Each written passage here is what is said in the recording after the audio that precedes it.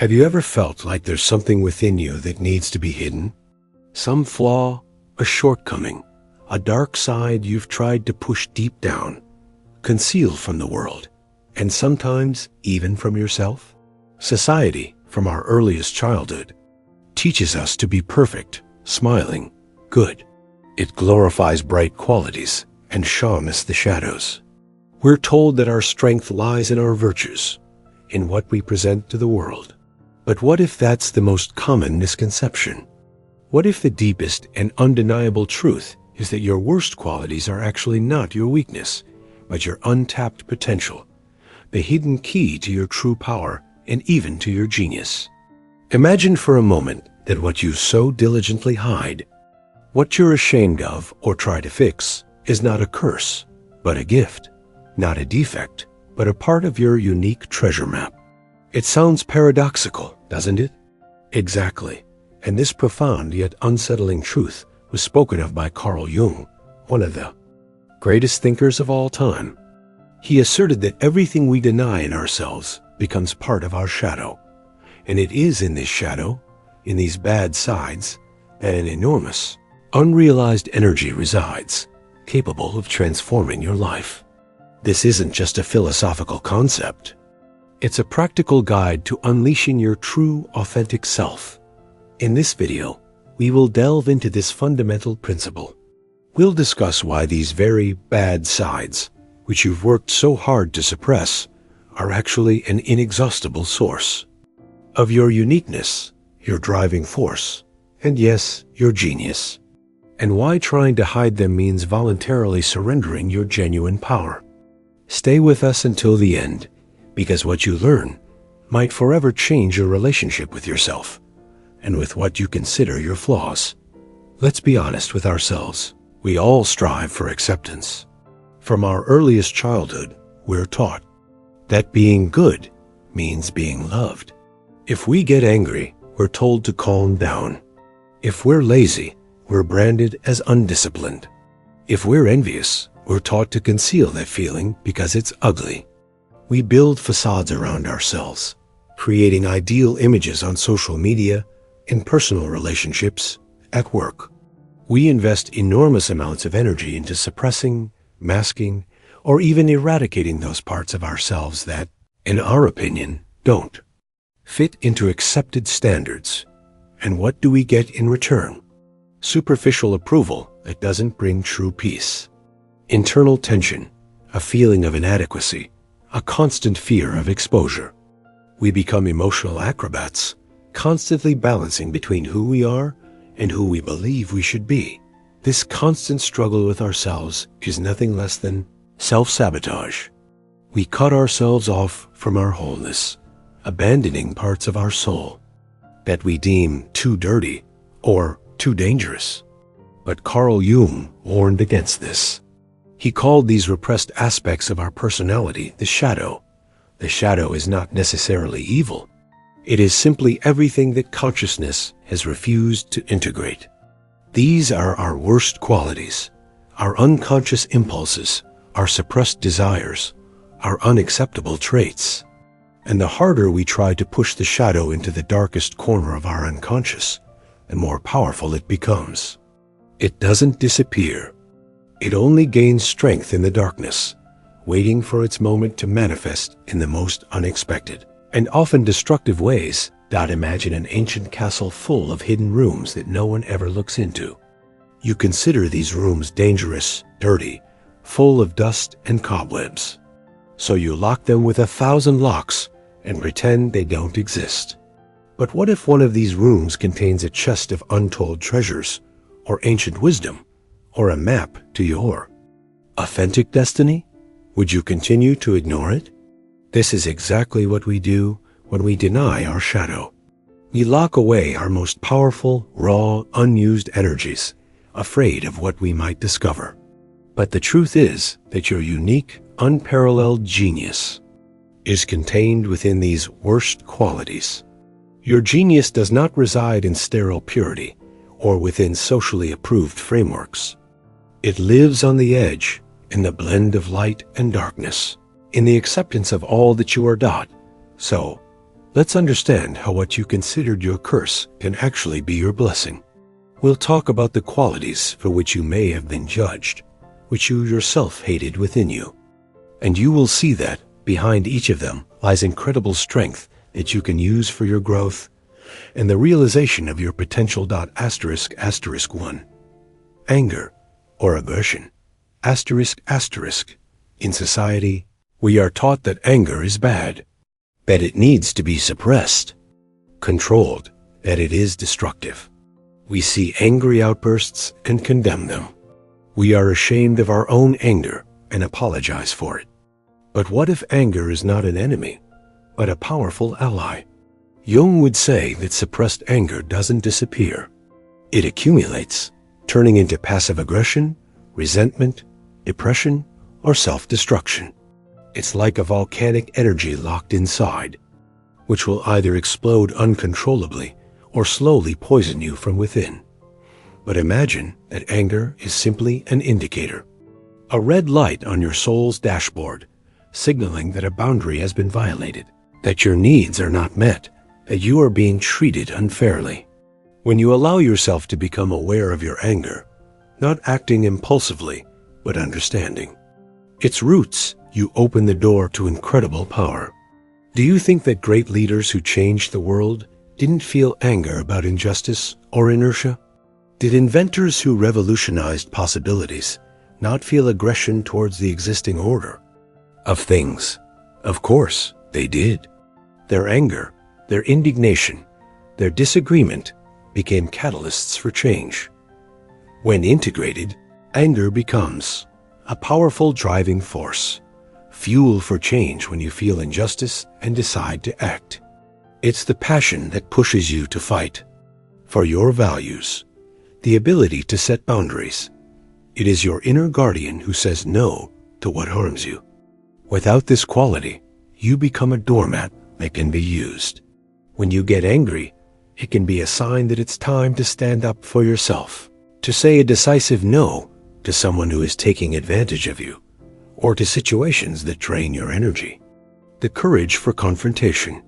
Sometimes to solve a problem, you need to be prepared for confrontation. Anger gives you that courage. It doesn't let you back down when you shouldn't. Protection for loved ones.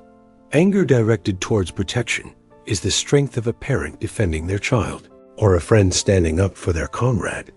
Your bad anger, if understood and directed, can be what pushes you out of your comfort zone, fights for your rights, builds what seemed impossible. It can become your voice when you've been silent for too long. Don't suppress it. Study it. Ask yourself, what is this anger trying to tell me? What boundary of mine has been violated? What am I truly fighting for? And when you find the answers, you'll understand that this anger is pure, raw energy ready to serve you. It is your inner warrior awakening to protect your integrity. True genius often stems from this inner fire, from an unwillingness to settle for what just is. 2. Laziness or procrastination. Laziness. Oh, that word we're shamed for. That we hate in ourselves. You could do it faster. Don't put off until tomorrow what you can do today, society screams.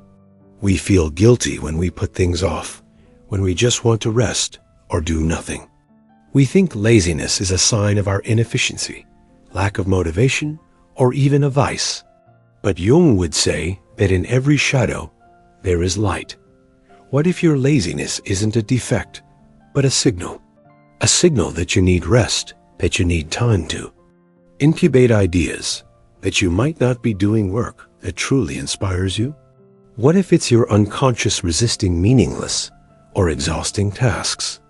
Procrastination at times isn't a lack of willpower, but a deep disagreement with what you're trying to do. Or perhaps it's a signal that you need a creative break. Time for regeneration. When integrated, laziness can manifest as a wise pause. Sometimes, the most effective way to solve a problem is to do nothing. Rest, reflection, doing nothing can lead to insights that would never come amidst busyness. Many great discoveries and ideas were born precisely in moments of apparent idleness. Efficiency and optimization. A lazy person often looks for the simplest and fastest way to complete a task. They don't want to waste extra energy. This can lead to innovations, to the creation of systems that automate routine, to finding more elegant solutions. It's the lazy minds that often invent the wheel to avoid carrying logs on their backs. Protection from burnout. Your body and mind can signal overload. Laziness is a natural self-preservation mechanism that says, "Stop. You need to recover, otherwise you'll break down." Awareness in task selection.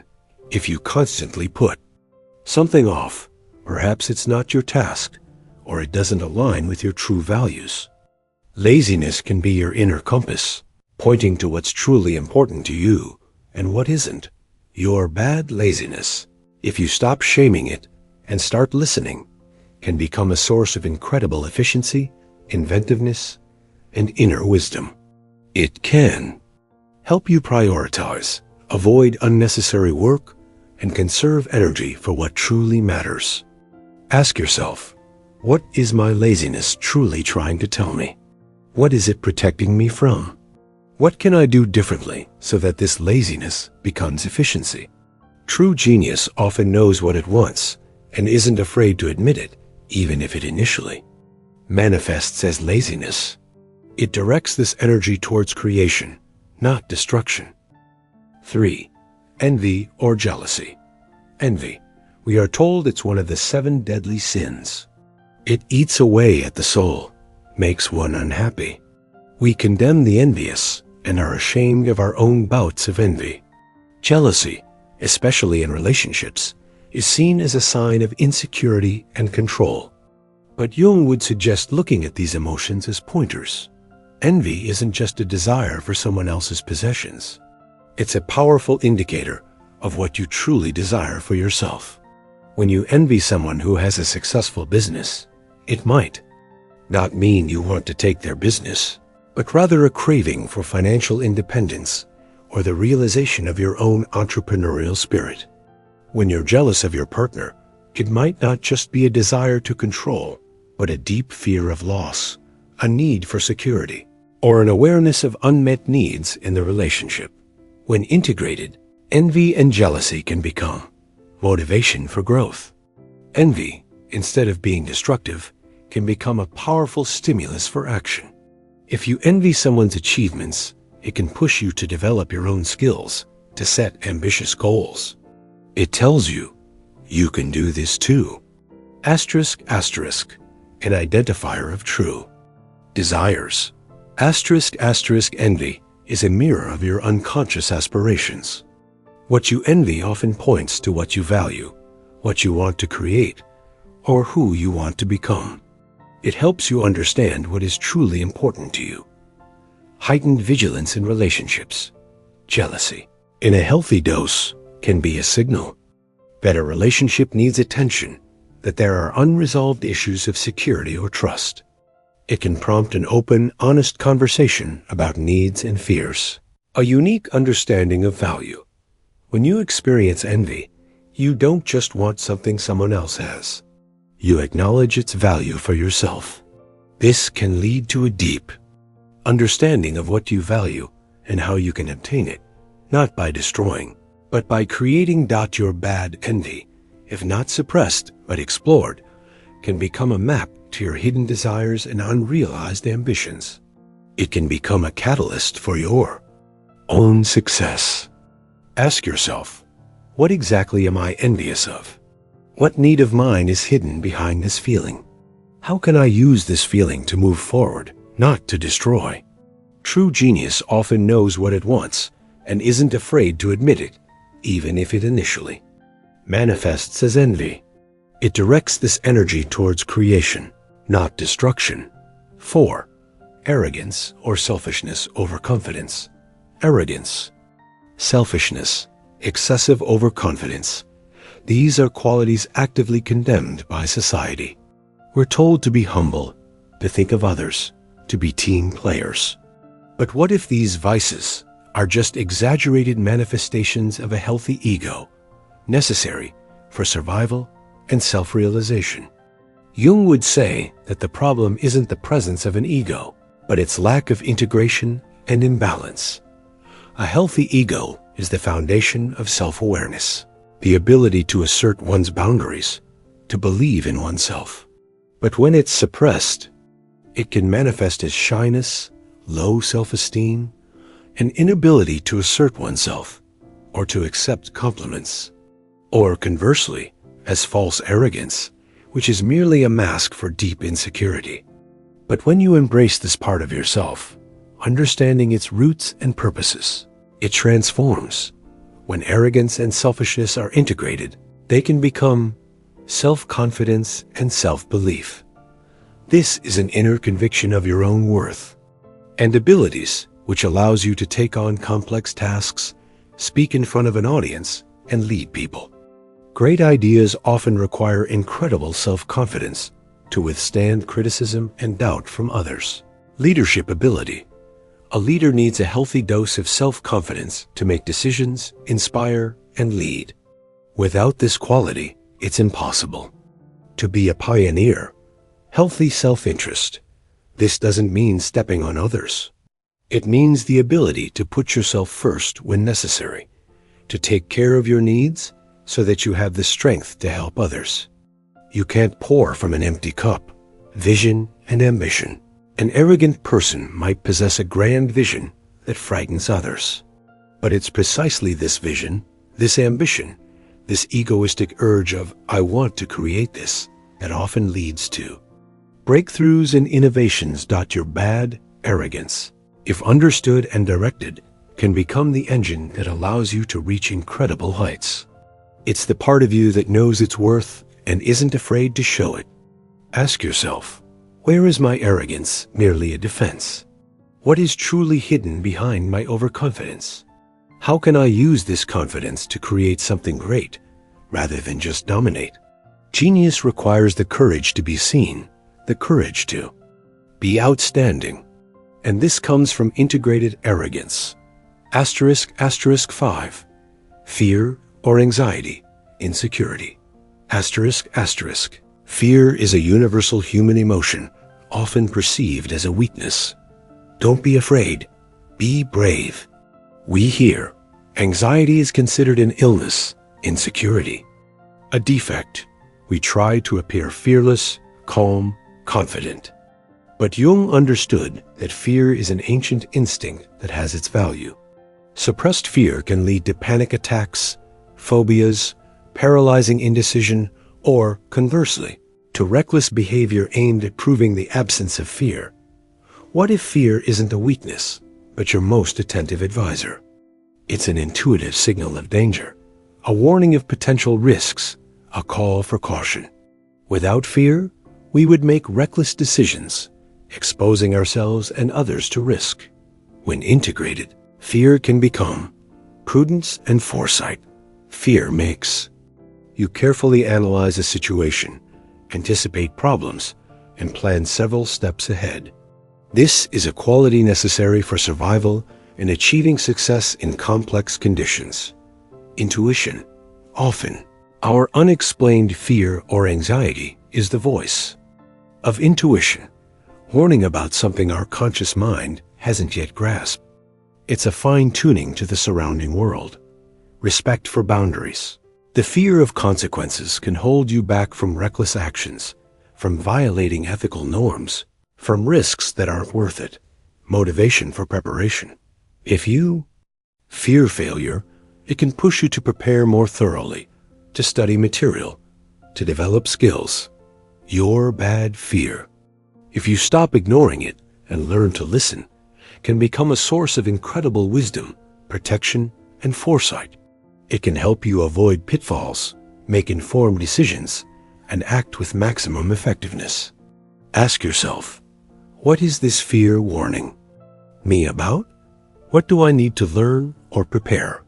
How can this fear help me become more conscious? Genius often sees risks that others ignore, and because of this, can avoid them or, conversely, use them to their advantage. 6. Sensitivity or excessive emotionality. Don't take everything to heart. You're too sensitive. Be stronger. These are phrases we hear from childhood. We feel that being sensitive means being weak, vulnerable, incapable of handling difficulties. Excessive emotionality is perceived as a lack of control, and we learn to hide our true feelings, to put a shield between ourselves and the world. But Jung would say that emotional depth is not a flaw, but a gift. Suppressed sensitivity leads to emotional closedness, to an inability to fully experience joy and pain, to a loss of connection with oneself and others. We become robots who don't feel. But when you embrace your sensitivity, it becomes your guide. When integrated, sensitivity can become deep empathy. The ability to feel another's pain, joy, and fears allows you to form deep connections with people, understand their motives, and be a true support. This is the foundation of compassion and authentic leadership. Intuition. Sensitivity is your soul's antenna. It allows you to pick up subtle nuances in people's moods, in the energy of a space, to sense events beforehand. Creativity and art. Many great artists, musicians, and writers possess incredible sensitivity, which allows them to grasp the zest, invisible threads of emotions, and embody them in their works. Their art is an expression of their deep experiences. True insight. A sensitive person is capable of seeing not only words, but also subtexts, not only actions, but also motives. This gives them a deep understanding of human nature and the world. Your bad sensitivity, if you stop shaming it and use it as a gift, can become a source of incredible depth, wisdom, and creative self-expression. It will allow you to see the world in all its fullness, form genuine connections, and create something that resonates with others on a deep level. Ask yourself, how can my sensitivity help me better understand myself and others? How can I use it for creation? What truth does it reveal to me? Genius often stands out by its ability to feel the world differently, deeper, more subtly, and this sensitivity becomes its unique voice. **7. Stubbornness or inflexibility. Stubbornness is often associated with foolishness, an inability to compromise. Inflexibility. You're too stubborn. Be more agreeable, we're told. We try to be pliable, to seek compromises to avoid conflicts. But Jung would say that within this stubbornness lies the energy of resilience and faithfulness to oneself. Suppressed stubbornness can manifest as weakness of character, an inability to assert one's point of view, eternal submission to another's will, or conversely, as destructive, mindless resistance to anything new. What if your stubbornness isn't a flaw, but an unwavering loyalty to your values, your dream, your inner compass? When integrated, stubbornness can become resilience and persistence. This is the ability not to give up in the face of difficulties, to continue moving towards a goal despite obstacles and criticism. No great project has been realized without persistence. Faithfulness to your principles. Stubbornness allows you not to betray your beliefs and values, even when it's difficult or unpopular. It is the foundation of your integrity, capacity for innovation, a person who is not afraid to be stubborn in their ideas and insist on what seems impossible and ultimately lead to breakthroughs. They do not succumb to the pressure of the majority, but follow their own path. Awareness of your desires. If you stubbornly cling to something, it often means it holds deep meaning for you. This can be your way of protecting what you truly value. Your bad stubbornness, if you stop condemning it and start using it consciously, can become a source of incredible willpower, determination, and steadfastness. It will allow you to break through walls and achieve what seems unattainable to others. Ask yourself, what am I truly so stubbornly clinging to? What value am I protecting? How can I use this strength to create something meaningful rather than just resist? Genius is often stubborn in its vision, refusing to settle for less than what it feels is its truth. Now that we've examined some of these worst qualities, it becomes clear that the problem isn't with the qualities themselves, but with our attitude towards them and how we express them. They are not flaws, but raw, undifferentiated energy that, like an uncut diamond, needs polishing. When we suppress these aspects, they become destructive, manifesting as projections onto others, self-sabotage, illness, and a feeling of incompleteness. Jung called this the unintegrated shadow. The path to integrating the shadow is not about getting rid of it, but about acknowledging and accepting it. It's the process of individuation, becoming a whole person. It's a journey that requires courage, honesty, and a willingness to confront what you've hidden for so long. It's not always pleasant. It can be very uncomfortable because you will face parts of yourself that you deemed unacceptable. But it is in this discomfort that the key to your true freedom and power lies. How to start this process? 1. Awareness. The first step is to admit that you have these bad qualities. Don't judge yourself for them. Just observe. Where do they manifest in your life? What situations or people trigger them? How do they feel in your body? 2. Acceptance. This is the hardest yet most crucial step. Acceptance doesn't mean condoning destructive behavior. It means recognizing that this energy exists within you and is part of you.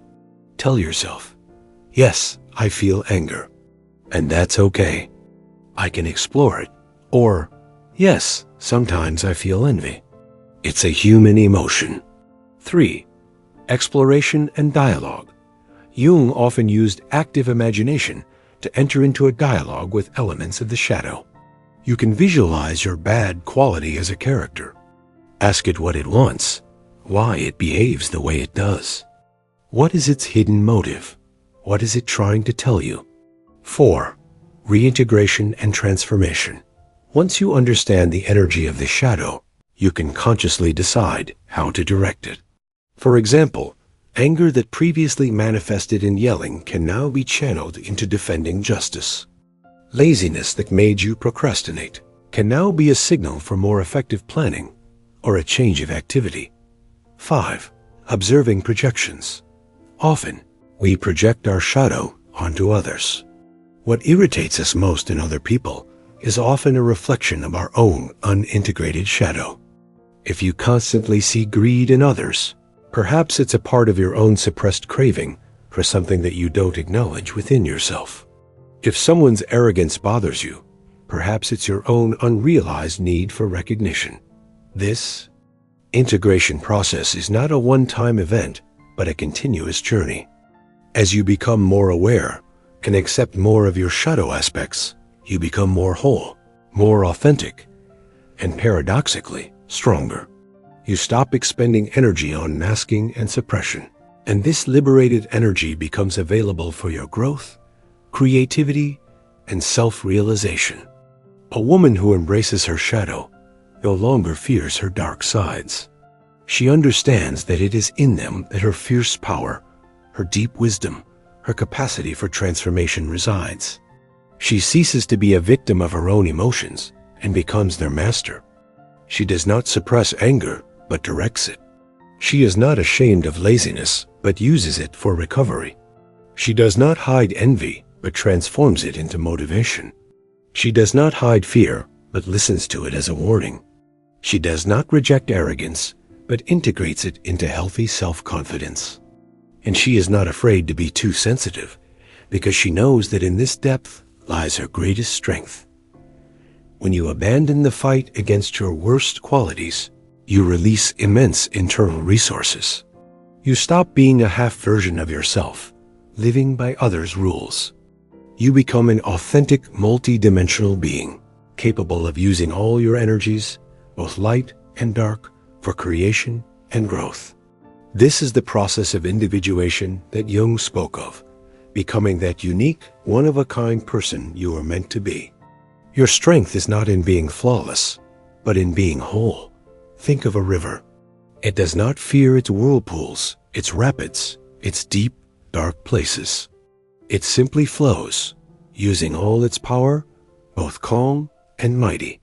It accepts all that it is. So too with you. You cannot be only a smooth and calm surface. Within you are unfathomable depths, powerful currents, and sometimes raging waters. And it is in this richness, in this fullness, that your true genius lies. Don't hide it. Don't fear it. Embrace it. True genius is not monotonous or one-sided. It includes paradoxes, contradictions, ambivalences. Great minds were often eccentric, complex, sometimes even difficult. Their worst qualities, their stubbornness, their uncontrollable anger at injustice, their selfish pursuit of their vision, their peculiar laziness that allowed ideas to ripen, were an integral part of their greatness. They didn't try to be good by someone else's standards. They were authentic. When you stop hiding your bad sides, you gain incredible freedom. You no longer expend energy maintaining a facade. You no longer live in fear of being exposed. You become authentic, and authenticity always attracts what is true. Your life begins to resonate with your inner truth. Relationships deepen, work becomes more meaningful, and inner peace becomes more attainable. You begin to live from a place of wholeness, not fragmentation. Remember, Carl Jung said, everything that we don't confront within ourselves, we eventually project onto others. When you embrace your shadow, you stop projecting it onto those around you. Your relationships improve because you see people as they are, not as carriers of your own suppressed qualities. You become more compassionate, more tolerant, because you understand that every person carries their own shadow, and everyone is on their own path to integration. Your genius is not something to be found externally. It is something that already lives within you, buried deep beneath layers of judgment, shame, and suppression. It is the pure, raw energy of your so-called worst qualities, waiting for you to acknowledge and transform them. Don't hide them. Go towards your shadow. Meet it face to face, without judgment. Allow it to speak. And you will discover that in the very darkness, the brightest light is hidden. This is not just theory. This is your path to healing, to wholeness, and to authentic power. It is an invitation to the deepest act of self-love, accepting all that you are, with all your light and shadow. Because only then, when you become whole, can you truly manifest in the world. Only then can you fully unleash your unique genius, which lies not in the absence of flaws, but in the ability to integrate them and use them as a springboard for your greatness. True genius is a person who has found gold in their own shadow. Your worst qualities are not a mistake of nature. They are simply unused, misunderstood energies waiting for you to see them, understand them, and direct them. They are part of your unique code, your personal fingerprint in the universe. They make you, you. And this is where your deepest strength lies. Don't fear your darkness. It is there that you will find your light. We're reaching the end of this journey. I hope this video has touched something important within you, that it has prompted you to rethink those parts of yourself you may have rejected. Perhaps you've seen yourself in one of these worst qualities and will now look at its potential in a new light. If this video has helped you take the first step towards accepting your shadow, if it has ignited a spark of curiosity about your inner world, please don't keep this knowledge to yourself. Share this video with someone you believe needs this message. Perhaps it will help someone else begin their journey to wholeness. Like the video, so we know this topic resonated with your hearts. Leave a comment below. Share your experiences or thoughts on your worst qualities and how you're learning to accept them. I would love to read your stories and respond. And of course, subscribe to the channel so you don't miss new videos that will help you better understand yourself and unlock your potential. Remember, your genius is not in your flawlessness. Your genius is in your wholeness. It awaits you in the shadow. And when you dare to look there, you will find not only your worst sides, but also your brightest light. And that light will be enough to illuminate not only your path, but also the path of those who follow you.